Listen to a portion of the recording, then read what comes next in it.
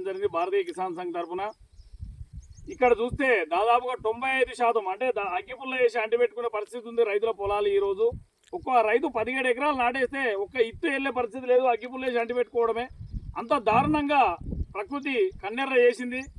ఇప్పటికైనా ప్రభుత్వాలు కళ్ళు తెరిచి ఈ రైతులను ఆదుకోకపోతే రైతు మళ్ళీ వ్యవసాయం చేసే పరిస్థితి లేదు. ఎందుకంటే పూర్తిగా రాలిపోయిన ఒక కర్రకు ఒక ఇత్తు కూడా లేదు. అంటే దాదాపుగా 100% 95 to 100% మొత్తం రాలిపోయింది. 5% ఒడ్లు కోసుకున్న మిషన్లకే చాలాయి. కాబట్టి రైతు అగ్గిపుల్ల వేసుకునే తప్ప వేరే లేదు.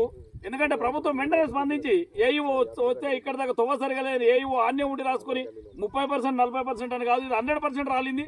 100% అని రాసి ప్రభుత్వాన్ని పంపిస్తే ప్రభుత్వం వెంటనే ఎకరాకి 40,000 రూపాయలు ఇవ్వాలని భారతీయ కిసాన్ సంఘ్ తరఫున డిమాండ్ చేస్తూ ఉన్నాం. ఈ రోజు పంటల బీమా ఉన్నట్టుంటే మిమ్మల్ని మేము అడిగే పరిస్థితి ఉండకపోవు. పంటల బీమా లేకపోవడం వల్ల ఇలా ప్రభుత్వాన్ని డిమాండ్ చేయాల్సి వస్తుంది. మీరు ఇప్పటికైనా పంటల బీమాను అమలు చేయాలని రాష్ట్ర ప్రభుత్వాన్ని డిమాండ్ చేస్తూ ఉన్నాం. ఎందుకంటే 17 ఎకరాలు వేసిన రైతు దాదాపుగా 3 లక్షల రూపాయల పెట్టుబడి 4 లక్షల రూపాయల పెట్టుబడి పెడితే 4 ఇతులు ఇంట్లో రాని పరిస్థితి ఉంటే రైతు కన్నీరు మున్ని రైతు ఉండాల. ప్రభుత్వాల కన్ను కనబడతలేవు.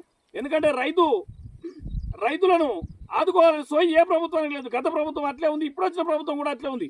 ఎందుకంటే వడగళ్ళ వానబడి 3 రోజులు అయింది, ఇప్పటి వరకు ఒక అధికారి ఇక్కడికి రాడు.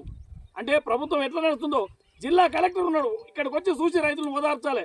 రైతు ఆత్మహత్యలకు పోదంటే రైతును ఓదార్చి మేము ఆదుకుంటామే అనే భరోసా ఇలా రాష్ట్ర ప్రభుత్వం కానీ జిల్లా కలెక్టర్ కానీ కల్పించాలని మేము కోరుతా ఉన్నాం.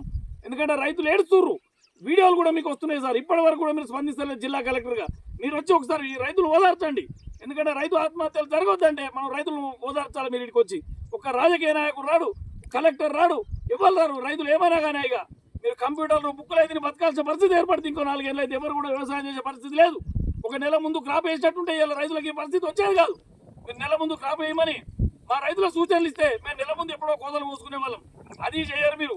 సంబంధిత అగ్రికల్చర్ డిపార్ట్మెంట్ వచ్చి ఒక నెల ముందు మీరు ఎవరు అంటే రైతులు ఎందుకు అయ్యారు మీరు చెప్పరు, దాన్ని అవగాహన కల్పించరు. ఇలా రైతు పూర్తిగా నష్టపోయినాక మీరు వీడికి వచ్చి మాట్లాడించే పరిస్థితి కూడా మీ దగ్గర లేదంటే మీరు ఎంత ప్రభుత్వాలు ఎలా ఉన్నాయో దీన్ని బట్టి అర్థమవుతుంది. 40,000 రూపాయలు ఎకరానికి ఇవ్వకపోతే రైతు రేపు మళ్ళీ వచ్చే యాసంగి కానీ వానకాలం కానీ వరి పంట వేసే పరిస్థితి లేదు. ఇట్లే ప్రతిసారి ఇదే జరుగుతుంది. గత 3 ఏళ్ల నుంచి కూడా